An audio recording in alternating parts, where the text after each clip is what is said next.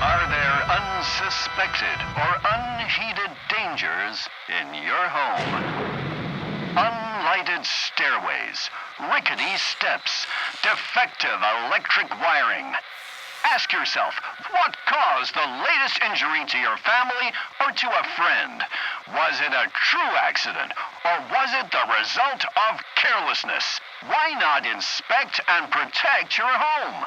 Send for the Metropolitan Home Inspection Chart, which lists many of the places where dangers may lurk in your own home. Your chart and accident prevention booklet will be mailed to you at no charge. Yes, thank you for calling again to confirm your reservation, Mrs. Ravello. Yep.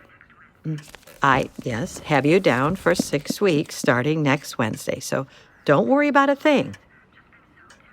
Yes, divorce is difficult, but we're here to help. And we'll see you then, Mrs. Ravello. And thank you for choosing the Wayward Breeze Ranch. Take that, Cornelius Vanderbilt. Morning, Mom. Good morning. My bathroom is clean and all of the sheets have been changed. I can take care of the laundry after breakfast. Well, fancy that. What brought this on? I thought about what you said, and you're right. I need to take on more responsibility around here. Good. I was thinking maybe I could help out more with the business side of things. Maybe the bookkeeping. Don't get ahead of yourself. That is way more complicated than you think. You say you need me to help out more, and then when I offer, you refuse. Because once again, you're trying to get out of the things you don't like to do. Why are you in such a foul mood? Oh, that damn Vanderbilt stole my idea. What do you mean? Ann Harding is coming to Reno. Ann Harding is coming here? No, that's my point. She's staying at the Lazy Me Ranch down the road. It's all anyone can talk about. I mean, just everywhere. Oh, it's giving me a It's headache. so exciting. Mom, let me go over there and meet her. Please. Why? Isn't our ranch good enough for you? Oh, I didn't say that. Cornelius Vanderbilt. Typical millionaire throwing his money around just to show off to I bet Hollywood. the Vanderbilt place is huge. Oh, and really fancy. There is nothing wrong with this place right here. I mean, just a new coat of paint and just as fancy. If you let me go there, I can find out what they have that you don't. I could be like your spy. No. Mom, this may be my only chance to meet a movie star. Just want to get her autograph. You know what, Miriam? Go ahead. Go there. Make a fool of yourself. You think a famous actress is going to entertain some silly little girl while Luella Parsons writes gossip about her broken heart? Use your head. Maybe I will go there because I sure as hell ate it here. Miriam, wait! Oh, damn it.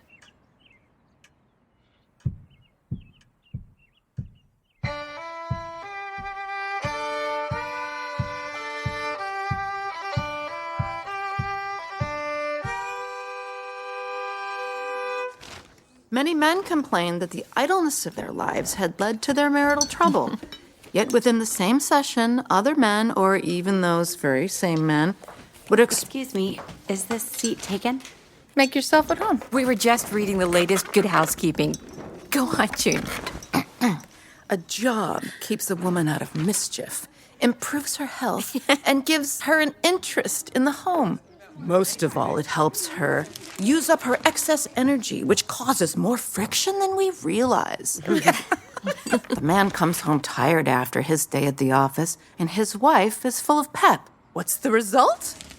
She thinks he's getting to be an old crab, and he thinks she is losing her mind. Who wrote that? This Judge Bartlett fellow, quoting from his own book, no less. Some reporter wrote an article about divorcees. Here, look at the headline. Marriage Can Profit from Divorce by Rita S. Hale? Apparently, we're a cautionary tale for future brides and grooms. Did you all hear that Ann Harding's coming to Reno? I love her. She's so beautiful. I would give anything to meet her. Do you think she'll stay here? I doubt it. She can afford to rent an entire floor at the Riverside Hotel if she wants.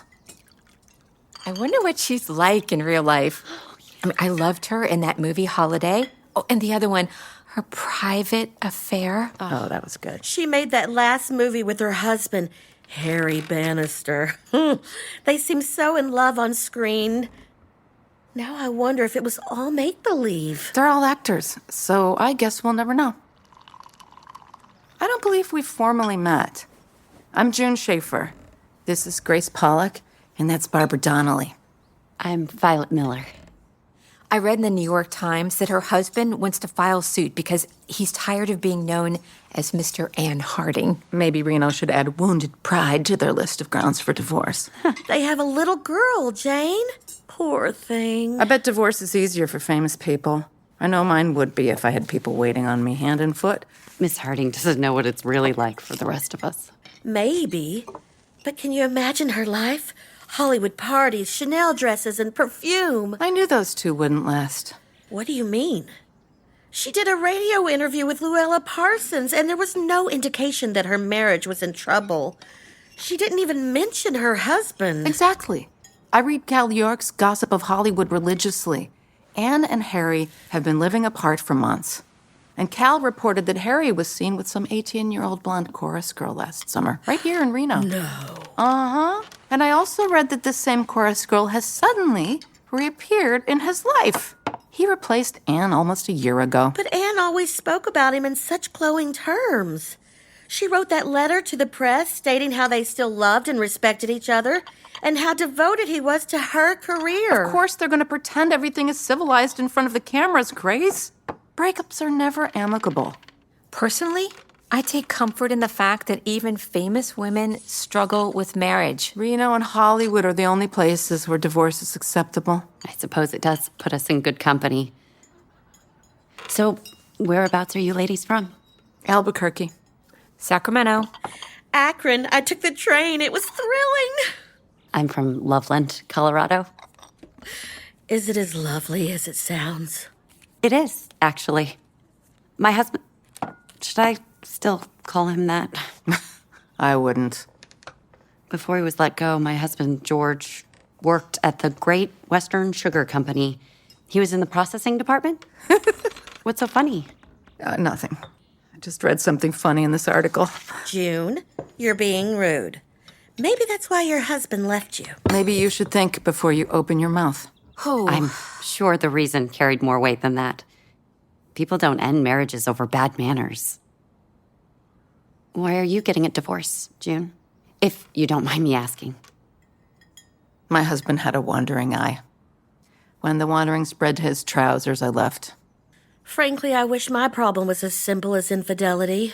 Infidelity isn't a simple problem. It's a symptom of other problems in the marriage. At least that's what the advice books say.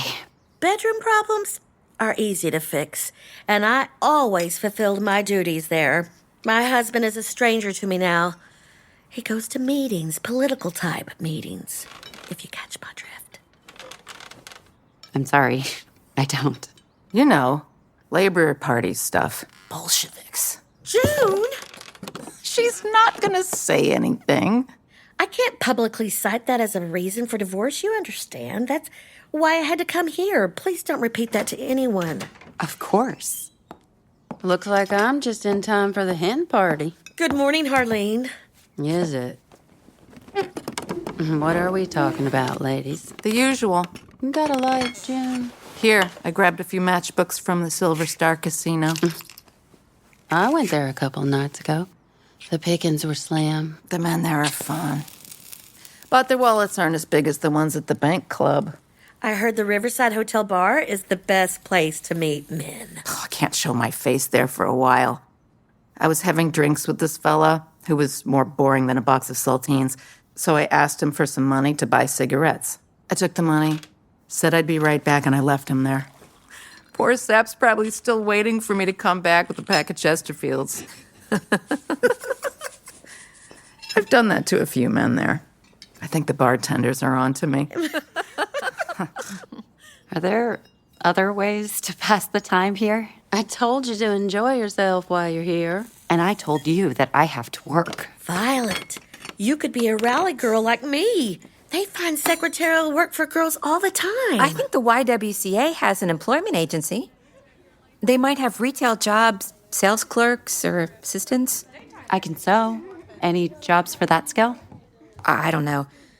I've been spending my time at the university's public lectures. They're very interesting. Sometimes I even go to the regular classes. I just slip in quietly and sit in the back. And they don't mind? No one notices. I know one woman who got a job as a camera girl at a nightclub. Some places let you work in exchange for room and board. Good luck getting Wilma to do that. She never gives people a break. Lay off of Wilma. She's still grieving. Violet, finding a job is easy. Finding one that pays enough, that's the tricky part. And you're often competing with dozens of women for the same position. How would either of you know you don't have to work? Finding a job sounds like dating, but much less fun. My working is what ended my marriage. If only I had stayed at home. That doesn't guarantee anything. I was a housewife, and I'm here. Jesus. You can't win with husbands. My mother told me that the secret to marriage is being agreeable and following the husband's lead. Felt a lot of good that did me. Although, clearly, some women can make marriage work that way. Maybe they're just luckier. Or they're willing to put up with them. I don't have the patience for it anymore. Women blame men, and men blame women, and it just goes round and round. Not in my case. Men are awful. Thank you for proving my point, June. How could it be one person's fault if a couple is made up of two people? There are two sides to every story. Didn't you hear the article I was just reading? They put everything on us. You know why it's one person's fault, Barbara? Because I'm not the one who fooled around with a shop girl. And when I confronted my husband about it, I got a black eye as a parting gift. And the husband before that just yelled at me all the time. It was almost worse than getting socked in the face. At least that's quick and it's done. When they yell at you, it gets under your skin. A little bit more each time. Day in, day out. You don't even notice it's wearing on you. Till it's too late. Hearing him say those horrible things to me every day. I mean, I knew they weren't true, but my brain played tricks on me, and I started to believe him. Well, I got to the point I couldn't even say anything, so I didn't. I just surrendered. And he divorced me anyway. Honestly, I was so relieved to be rid of him that I agreed to any terms of the divorce that he wanted. And as if that wasn't humiliating enough, the second time around, I found out that New Mexico won't give you a divorce for cruel and inhumane treatment unless you have proof. What was I gonna do? Ask a friend to take a picture of my big fat shiner? Let the whole world see my bruises of shame? Had to walk on eggshells with the first husband, hide in closets from the second one. Years of my life wasted on those men. Don't they know that time passes differently for women? Look, I know how I sound right now, but it wasn't always like this. I wanted to believe in love just as much as any woman, but I've learned my lesson. To hell with them. Just because they were bad doesn't mean you won't find a good man. Yeah, well, I don't see the point. I'm done expecting anything from them but a good time. They never appreciate us. Look at Violet here. She starts working, and that's a crime? Or you, Barbara? You were both devoted wives, and it still wasn't enough. And Harlean. Why are you here, Harlean? It's too early for that story, ladies. I'm still working my way through coffee. Always the teas, aren't you? Speaking of teas, what's the lowdown on Wilma's son? Larry, is it? Lonnie, what do you mean, tease? He flirts with everyone. I haven't noticed. Every time I go riding, he goes the extra mile to make sure that I'm comfortable on my horse. That's his job. Now, he's a good way to pass the time, Violet. Go riding with him. Just the two of you. Have a little fun. What? Goodness, no. I'm still married. So? Take advantage of the situation. Harlean, you agree with me, right? Despite popular opinion, I do have some propriety. I would never fool around with Wilma's son. Why not? He's got that quiet confidence, like Gary Cooper. Oh, I bet he's a real lover boy when the lights are off. My husband was like that, a true Romeo. We couldn't keep our hands off each other. I still don't know what went wrong between me and Theodore. Teddy, I called him. Here we go. Do you need a handkerchief, Grace? Our courtship was such a whirlwind. Every date he did something romantic, serenading me, presents for no reason, impromptu picnics after long Sunday drives. We'd be at dinner and he heard music. Nearby, he'd get up and bow, take my hand, and we'd start dancing in the middle of the restaurant. People would applaud. That does sound wonderful. We made love all the time. I'd never known pleasure like that before. I felt like I was living my very own fairy tale, you know? All those stories we read as little girls. You hope and pray it's going to happen to you. And then it does. I was relieved that I found him, to know that I would never be alone again. We got married 1 month after our first date. He called me his soulmate. I'd never heard that word before. Soulmate goes back to ancient Greece. It's from Plato's Symposium. In it, he describes Zeus cutting humans in half to weaken them. And ever since, we've been seeking the half that matches us. That's beautiful. Yeah. That proves love at first sight exists. The beginning is the best part, isn't it? I could live in that place forever, that cloud of love, but it always fades. Always, I don't know why I thought it would be different with Teddy. It's normal for things to settle a bit, Grace. Every day can't be a honeymoon. I know, but still, I loved him so much. Within a couple of months, I felt like I had woken up to a terrible headache after a night of too much celebrating, and everything was foggy. No more romantic gestures or fun surprises. Suddenly, my conversations were silly instead of charming. He said I talked too much. I didn't talk any more than when we first met. The more distance he was, the more I clung to him. I barely ate or slept. If he didn't come home when he said he did, I felt sick to my stomach. It was the same feeling I had when we first met, but instead of butterflies, it felt like poison. I thought I was going crazy. Then it ended. Just like that. He said he had made a bad mistake. Oh, That our life together was a mistake. that's not right. And then, is that not the cruelest thing to say? I thought once you loved someone, you never stopped. I didn't stop.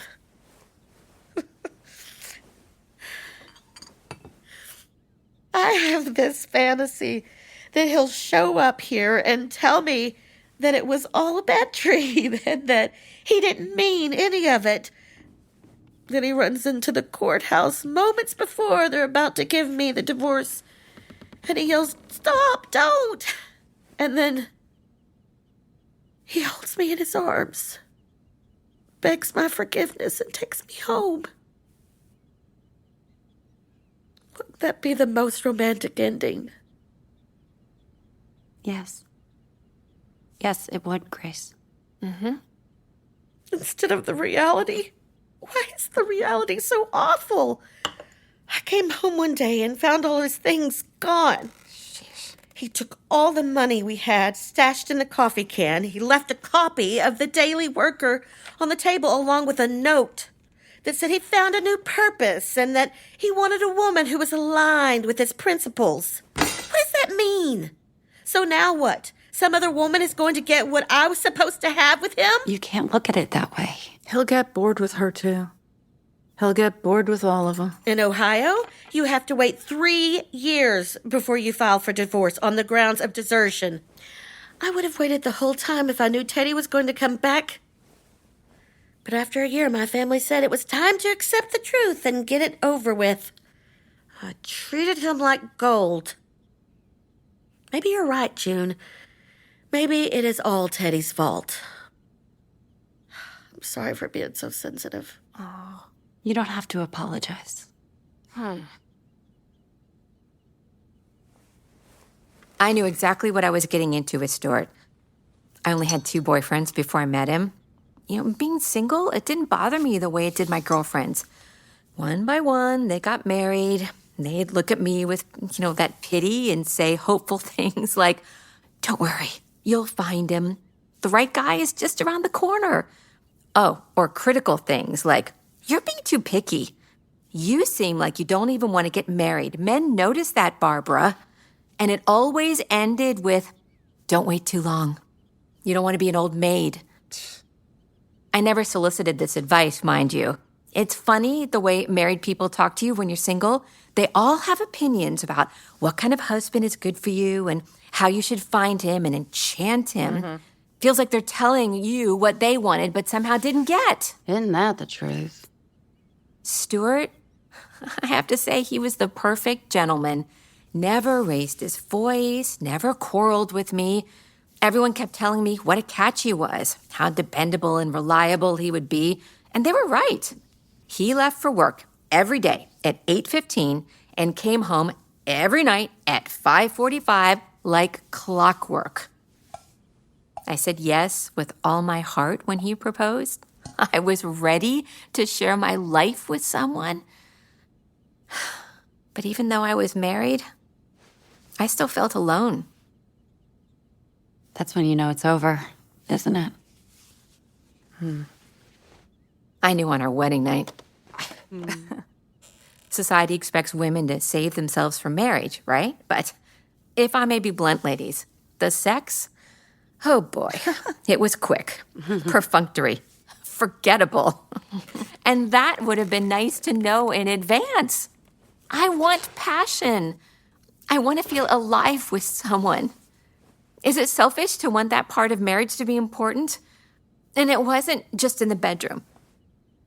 He was passive everywhere. Just because you're not fighting doesn't mean you're getting along. I tried talking to Stuart about it. I did. But he thought everything was fine. I swear he actually believed that just the act of getting married was enough. Like it was just another item to check off a list. I didn't like who I was with him. I felt invisible. I even tried to pick fights with him just so he would do something. You didn't want to change, Grace? I couldn't make things change fast enough. And you're right about infidelity, Violet. It's not the problem. It's temporary medicine. Eventually, I sought my passion and comfort elsewhere. Wow. I know it was wrong, but I don't feel badly about it. Maybe that makes me a horrible person. I didn't mean to hurt him. Oh, and I sure as hell didn't mean for him to find out the way he did. The one time he decided to come home early from work. No. He caught you two in bed? Stuart must have been devastated. He was. But the truly devastating part was that he finally saw me. That's what it took. And I don't want to spend the next 50 years creating a catastrophe just to make my husband notice me. I can't love like that. Stuart didn't want to wait. That's how it works in California. You file for divorce, but you're still man and wife for 1 year before the final decree.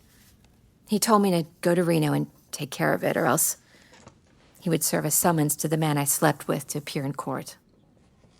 I couldn't let that happen. I couldn't ruin his marriage, too. My goodness. Everyone was shocked that I was ending it. No one understood. One of my friends called me a lesbian. Another one told me I was damaged goods. I even wondered if there was something wrong with me. But the truth is, the problem wasn't me or him. It was us. We just didn't fit. And now, well, ladies, I'm not sure I see the reason for marriage. You're never getting married again? Piece of paper just makes things official, doesn't make it real. I don't curse men the way you do, June. I still want to be with them, but there must be a way to have more equal footing with men. Do you understand? Or am I crazy for thinking that? I do. I understand you, Grace. feeling like you're married to a stranger. And I understand you, Barbara, that feeling of being alone, where you reach a breaking point and you do something you never thought you'd consider. Well, this sounds keen. It's about time you said something, Violet. I didn't mean to imply anything. I'm not sure I should discuss it right now. Do you want me to leave? Excuse me?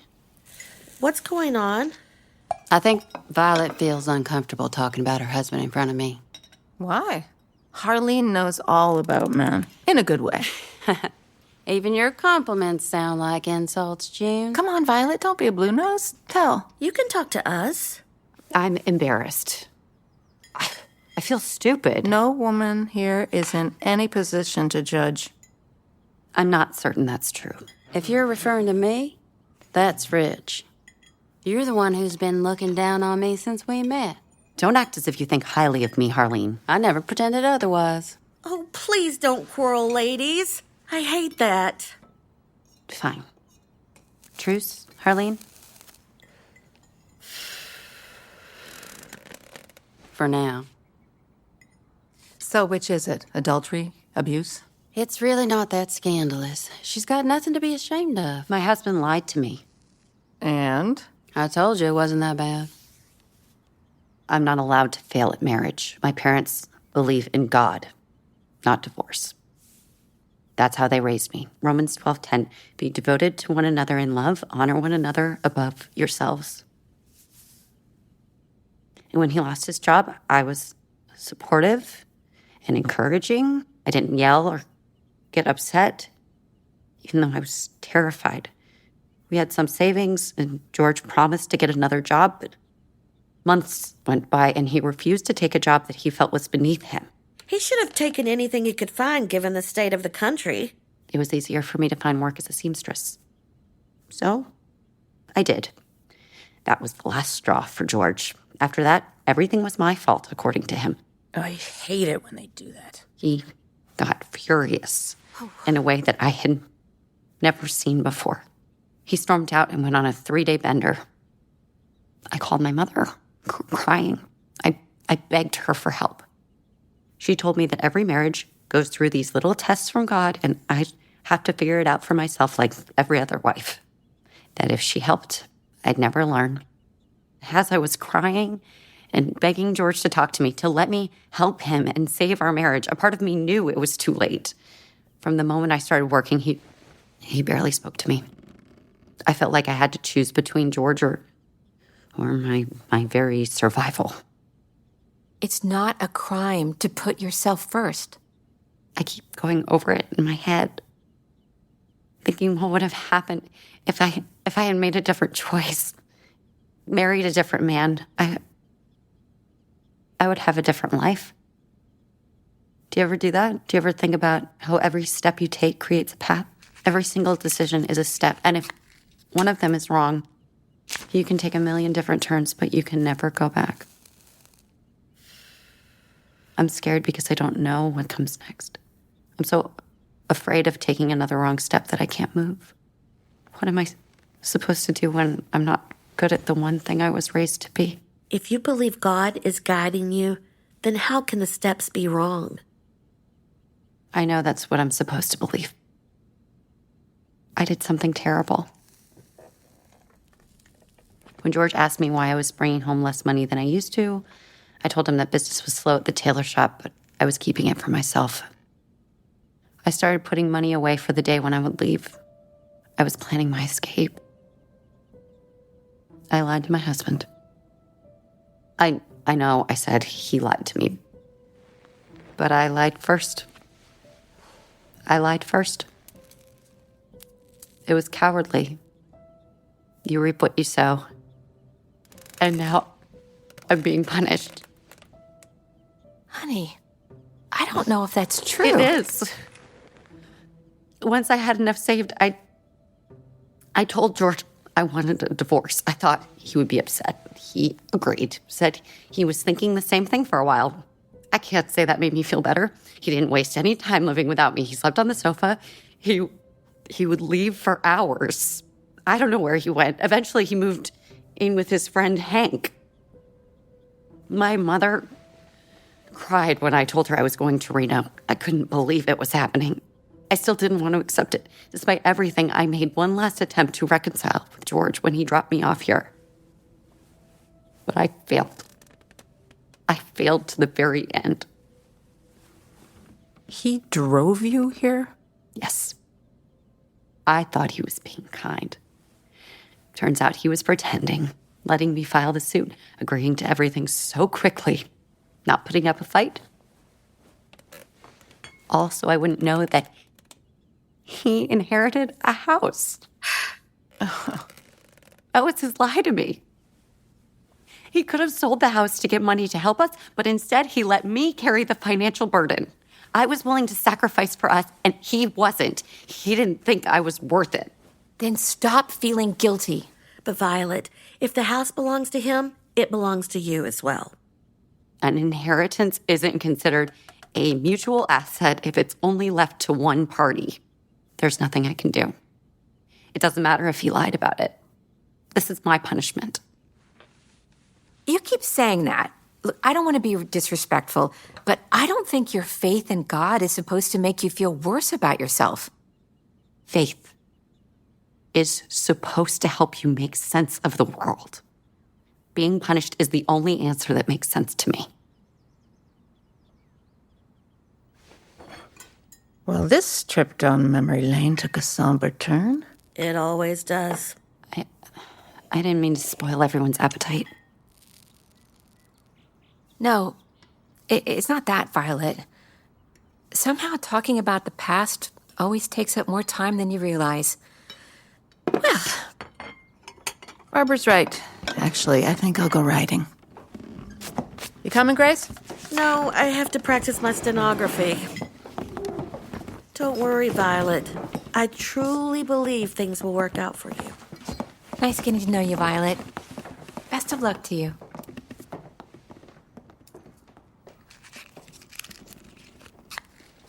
You didn't say a word during my confession, Harlean. Are you just lying in wait to tell me what a fool I am?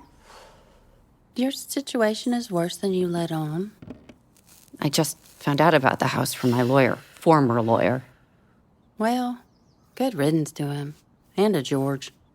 I can't move on as quickly as the rest of you. It wasn't always bad with George.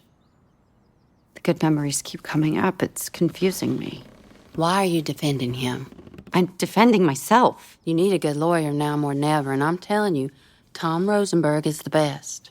Expensive, but the best. It doesn't matter if I get the best lawyer. Mr. Carter told me I have no recourse. I wouldn't believe anything that pompous ass tells you. And he's lazy to boot. Trust me, if there's a loophole, Tom will find it. Do you really think so? I'm so tired. I just want this to be over with. If God sent me here for a reason, then I want it done so I can move on with my life. Would you stop with that talk? Life doesn't work like that. I know you don't understand this, Harlean, but I've lost a lot. I'm not losing God, too. Fine. But maybe God brought you here to fight for something better for yourself.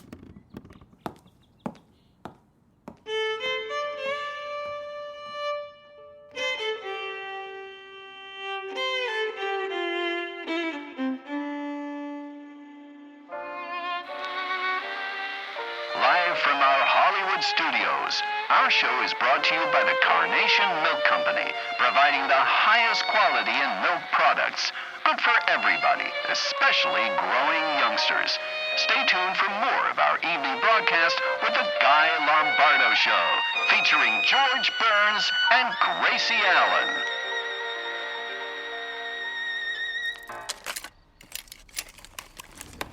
Hi, kid. Oh, hi, Harlean. Going through my jewelry box. Let's see. You got a hot date? I did. Some friends and I went for a drive. I just got home, actually. I came in here to return the purse you lent me. Thank you. You're welcome. You just got home. It's after 10. I also came in here to hide from my mom. She doesn't know I went out. You went out looking like that? Why? Does it look bad? The eyeshadow's a little heavy. Will you show me how to put it on correctly?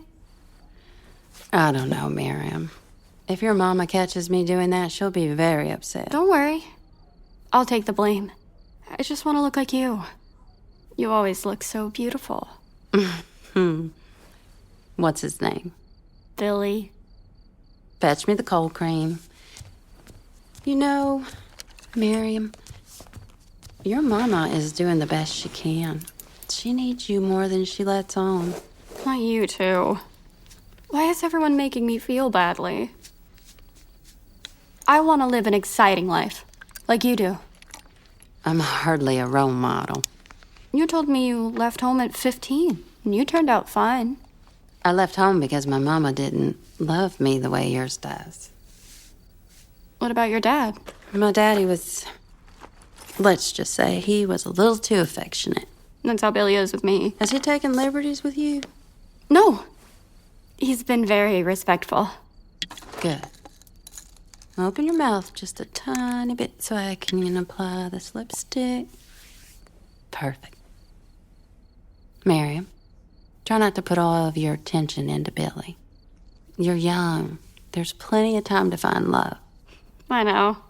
It's not as if I'm gonna marry him. I'm not getting married for a long time. Maybe never. You'll change your mind. Men are only good for getting you from one place to another. How did you come up with that philosophy? You women love to talk. Oh, you should take what we say with a grain of salt. That's just how ladies are when they get together, and not all men are bad. Take your brother, for example. Believe me, he's no saint. I just think life would be easier if I took care of myself. I can tell you from experience that's not true. Blot your lips. Take a look in the mirror. I love it. Now do my eyes. And some blush. I want to look old enough for Billy. How I miss the days when looking older was an aspiration. You don't need to go through this much trouble to get his attention. Boys are not complicated. No, Billy isn't a boy. He's 21. What? You shouldn't be seeing someone that much older. It's fine, Harlean. I told you that he's been a gentleman with me. He works at the Silver Star Casino. Can you imagine how much fun that must be? Miriam, you're not experienced enough to handle things if they go haywire.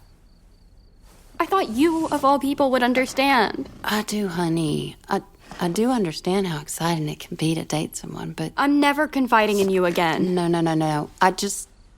I want you to be careful. That's all. I want you to feel like you can talk to me about anything. I appreciate that. Because you're the only person I trust around here. What's next? Blush? Perfume? You know, sweetheart, I think lipstick is plenty for a girl your age. Oh. All right, if you say so. I think the coast is clear. I'm going back to my room. And don't worry, Harlean. The makeup is our secret. Miriam, I mean it. I want you to talk to me about anything. If you get into trouble with Billy or if he does anything bad to you, you have to promise me that you'll come to me for help. Of course. I think you're aces, Harlean. You know that, right?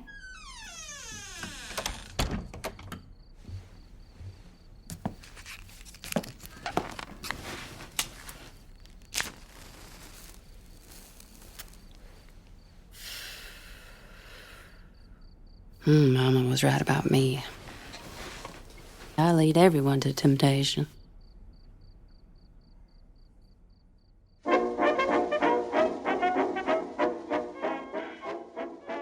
Well, as you heard, there are countless reasons why people get divorced. And in Reno, there were more than 30,000. That's a lot of heartbreak. It's a lot of heartbreak. That's how many divorce cases the Washoe County Courthouse processed during the 1930s.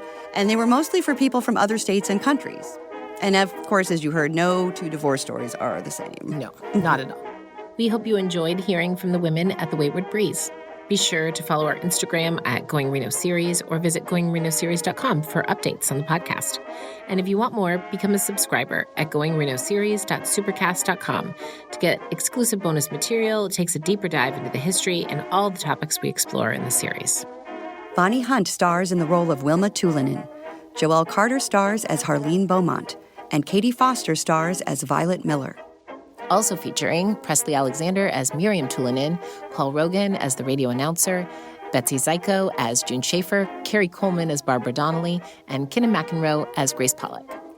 Going Reno was written by Elizabeth Quinn and directed by Laura Knight. Executive producers are Bonnie Hunt, Joelle Carter, Laura Knight, and Elizabeth Quinn. Sound engineer and dialogue editor Pavel Franson. Sound designer and re-recording mixer Andrew Pomeroy. Additional recording by Alan Crossland at Route 1 Acuff Studios. Foley by Sunday Price. Casting by Susan Deming Casting. Production legal by Joanne Hoffman. Production assistants Roxy Griffiths, Imara La Anika Jones, and Caitlin Cornell Crusoe.